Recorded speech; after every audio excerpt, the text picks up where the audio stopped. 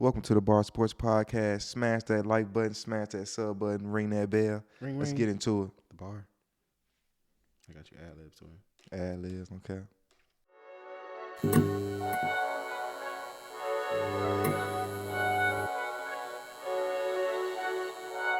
Welcome back to the Bar Sports Podcast. UFC 287 recap. Isreal Adesanya got the fucking job done.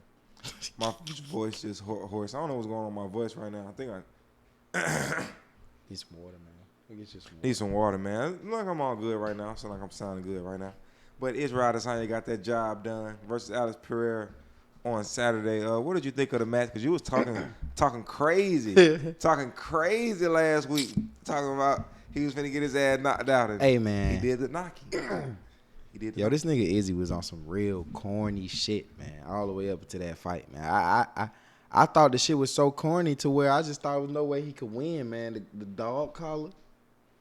But I guess after you take that manhood away from yourself, then you can go into an animal state of mind. I don't feel like that was a dog collar. I think it was some anime reference shit. Because he's a big anime guy. Big anime guy. That's way too personal, Izzy. Way too personal, man. I'm sorry. That was crazy. It was crazy to me. And then the betting his life on, he just had to win that fight after saying all of that. Yeah. But in real life terms, I did like what I saw, man. I thought it was about to be over for the most part. Not over, but it was getting ugly. And then, Izzy just caught him with a nice two-piece. It was a very nice two-piece. And he got violent at the end of it. It was entertaining. Yeah. It's a nice fight. I can't do nothing but respect it. It was the second round. Second round knockout. 4:21 left, second round knockout, man. You got back, Izzy. I'm happy for you. I'm saying I can say in a way that you've proven that you're a better fighter than him because you were winning the first fight and got knocked out, and then this fight you just went ahead and did it. You ended it. You showed your power and all that shit. Yeah, no cap. I said he was working on his fast twitch You did muscles say and his that. That's what I'm fibers, saying, like. and that came out. The strike he actually hit him with, it was a curve hook. It hit him right there on the temple. It just knocked him out. Cut his lights off. What I would say would say is like he was throwing way harder. I don't even think it was like the practice and shit is cool, but I don't think you need practice to throw your arm harder like that. I feel like he was just throwing way harder than he usually throw. Like No, I'm saying it's like like a more he reckless worked punch. on. It worked on weight. Let's say you got a weight in your hand and you punching so you ain't got no weight in your hand. It's gonna do more. So I guess he did more of those what you're workouts. saying, but it's just like I just never even seen him throw that many overhands before. Like he was throwing them, like he was trying to get a knockout. Never seen that before. Never seen Izzy throwing fight finishing punches. In my opinion, from what I've seen, I like that. I felt like that first round could have went either way. His leg was getting attacked by Alex Pereira a lot, but Israel said he played possum in the corner when he was attacking him and ended up hitting him with the strikes. It's a great performance. That's a nice plan, I guess. I mean, I guess you shouldn't have said that though. Should have just kept it a nice counter punch. Playing possum though. I think you did that for real. I think it's a real thing. I played possum and then. Yeah, to lure somebody in, like the way he was hitting like I got him hurt going body, going knee, going head, like he was mixing up his strikes, and then he just finally just caught him with the right hand. So Slick thing is he just threw the right hand and it connected, and he could say shit like that, like I was playing possum, like they don't like each other, man. I wouldn't if I didn't like somebody out and I just knocked them out for the first W against. They like each other. They do like each other. They have a great respect for each other, as what I should say. I mean, them niggas rivals, right? I ain't never seen rivals that like each other. I wouldn't say that they got bad blood. Kind of like they don't like a Nate. I would say a rival like Conor and Nate Diaz. That's like a rival. Them Masvidal versus Leon Edwards. It's like a rival. He just kind of beat him. He showed his respect. Israel wasn't even disrespectful in the what's name. You know what I'm saying? I feel like it's a great respect between the two because they don't fought each other 3 times. That's what I feel like. That's what can't really disrespect no nigga that beat you 3 times. Yeah. Can't really say too much. But I don't know. I guess they like each other. What you think about the fight? Gilbert Burns against Jorge, man. Jorge, retiree. Yeah, man. The newest retiree, man. I pretty much knew you know, I pretty much knew it was over for Jorge, man. I like Jorge and stuff, man. He's cool to watch, but I thought it was about that time. You know, like I was saying, like he got a lot of L's. Another L that was what, number 17 to Gilbert Burns. How old is Gilbert Burns, bro? He's You young. know? He's probably like before 33. I mess with Gilbert Burns, bro. I really mess with him, bro. He's fiery.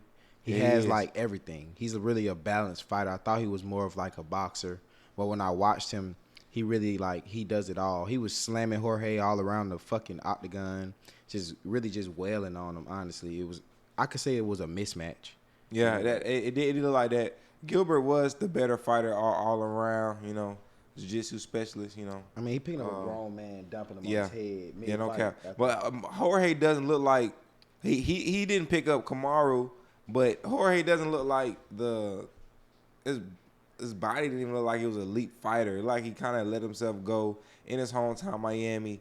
His strikes, he didn't really put anything together. He had a few good you know exchanges with when the kicks ended his combos. But that was kind of it for him.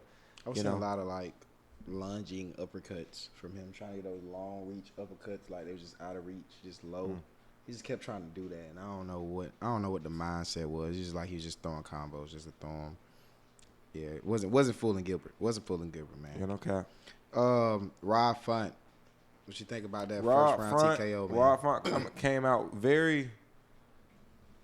He came out shaky a little for like I would say the first 30 seconds. You know, I thought Yanez was gonna be a little bit too much for him, and then Rob Font just kind of just found him with his jab and it was piecing his ass up. I ain't even gonna care. He was piecing him up. Seen his eye. Seen his eye after the Yeah. Rob Font was. That's why I said that first 30 seconds, like bro was Yanez was. Hang out the way, sticking and moving. His eye was fucked just to be a fucking what 2 minute 57 long fight. But that turned up Rob. You know he finished him in the first round. Fight. It was a great performance actually for the 135 division. I wonder where this will take Rob. Was it performance of the night? No, performance of the night. Sure. I think was Isreal. He might have got. He might have took that. Oh, yeah, actually, it was performance of the night. Yeah, performance of the night. So Isreal must have got. What Izzy them was performance of the night? I guess he got out 2 bonuses. He did say he did. I wonder if Alex Pereira woke up yet. I don't think I seen him wake up on TV. Kevin Holland versus Santiago Ponzinibbio. Yeah, man. I don't know, man. Somebody teach me how to say that shit, man. Kevin Holland very long for the 170 division. He looked good. For the 170 division. He as far as him being taken down and won't be able to get back up, I don't feel like he will struggle with that at 170 as much as he did at 185, which would allow him to, you know, bang it out on the feet. He is very unorthodox. He will throw strikes from different positions that other guys wouldn't. And that's just what he caught him with, you know, backhand, back fist actually, as he threw the punch. It was a good performance round 3. Right now, man. It was a good performance round 3. Where he at? 170. He's not ranked. He's like, looking to fight a ranked opponent next. He did want to fight Jorge, but if he had won, but Jorge obviously lost. So what's that? Lightweight? Welter. Welterweight? Yeah. What? That's what he fighting at now? Yeah, 170. Well, he just left middleweight? Yeah. Yep. He's not ranked. Bro. He said he was looking at might want to fight Michael Chiesa. I'm just not sold. I'm not sold on the Kevin Holland, man. He's cool. I'm not either. Got him a dub. Yeah, he got him a dub. About time. It's like about time. Yeah. About time. You on every main event. Your fights always on main events. About time. Like, yeah.